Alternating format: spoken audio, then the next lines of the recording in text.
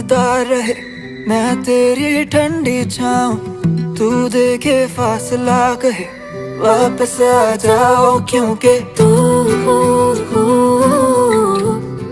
एक किताबे